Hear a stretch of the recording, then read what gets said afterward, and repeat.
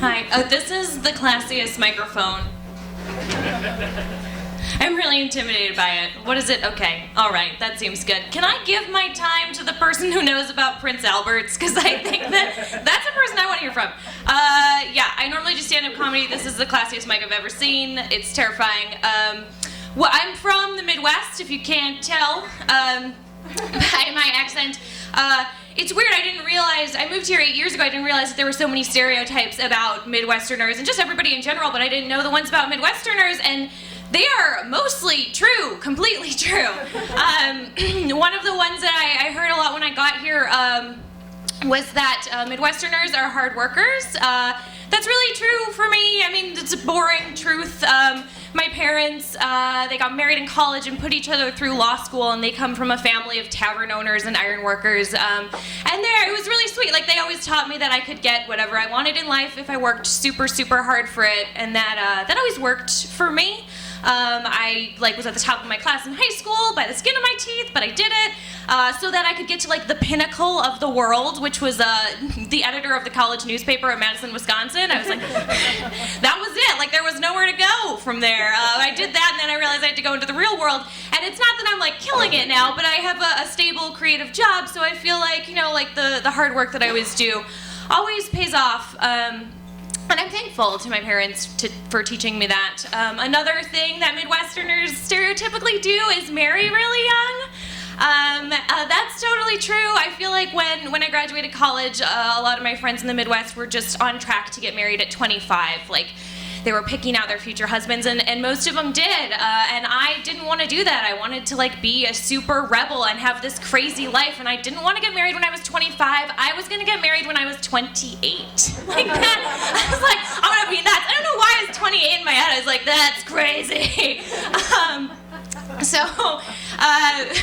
When I am 27, I'm past 27 now, but when I was 27, I was living with my boyfriend Patrick in New York, and he had just come back from a trip to China. And he was rummaging around in his suitcase, and 27 is the perfect time to get proposed to if you want to get married at 28. Plan the wedding. So he is rummaging on his knees, and he pulls out this beautiful box, and he's on one knee, and just in this hand, this box, and in my hand was a breakup letter. And I gave him the letter. I gave him the letter, and we broke up, and it was really hard. It was hard because of the 28 thing. It was also hard because we had so much fun together. We really loved each other and had a great time, and it was weird because it was the first time in my life where I was getting things that weren't correlated to me earning them. I remember the first time he just came home with flowers. I was like, what's this? What are you doing? You know what I mean? What have you done? I just couldn't really accept it. But we had problems, and I knew we had to break up. So we did, and then I dated a string of people for a while who did sort of make me earn their love, and that felt comfortable for me because that's something I know how to do. The types of people that they give you a little bit and then pull it away and then make you earn it, and that's the nature of your entire relationship. I dated a bunch of those. They didn't really stick. I mean, I dated this one super narcissist who when you would go in his apartment, he had this huge TV, and it was just a screensaver of pictures of his own face. With that one, I just had to earn any attention I could get from that guy.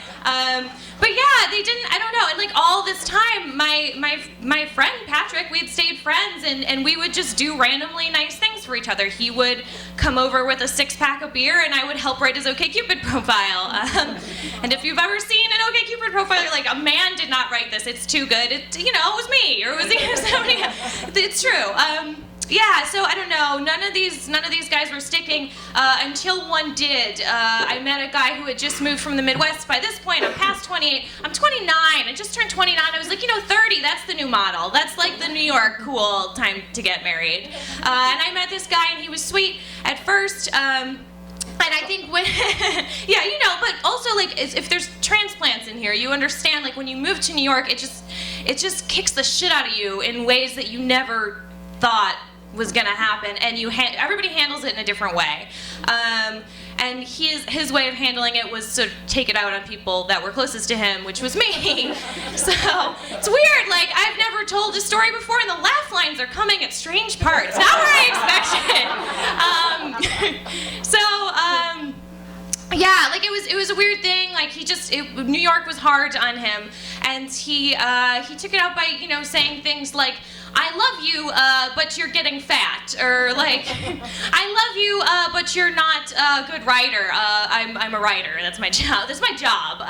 Or like, "I love you, but you're not funny. I'm a comedian." Okay, so like.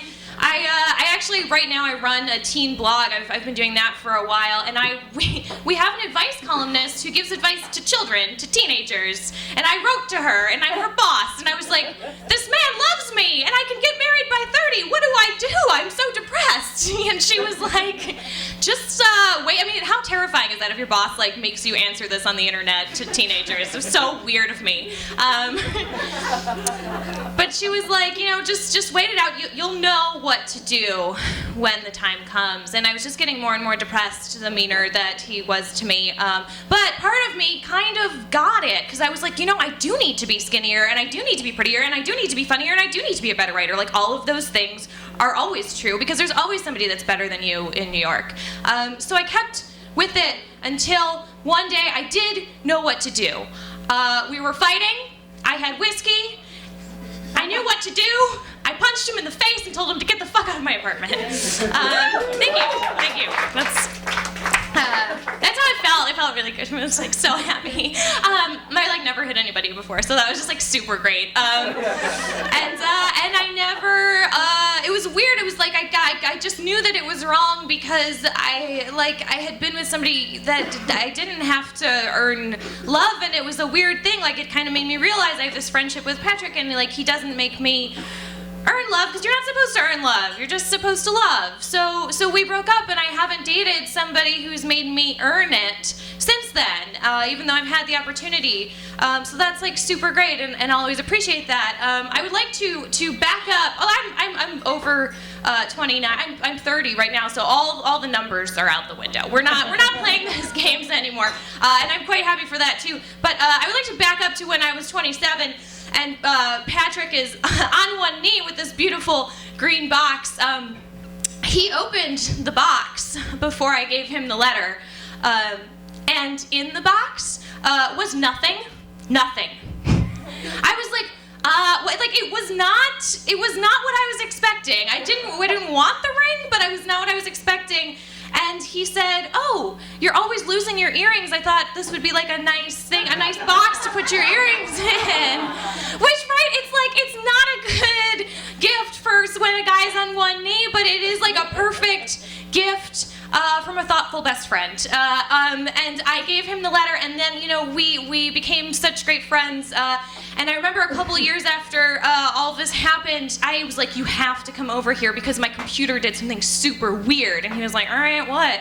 And he came over, and you know how like you can turn Word docs into like audio recordings? That breakup letter became a robot voice. And I brought it. I'll play you just a little bit. I think it's really funny. All right, well, you'll tell me, I guess. All right.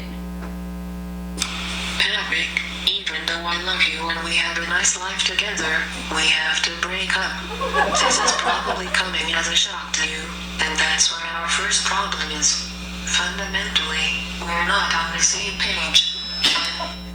Alright, that's pretty good.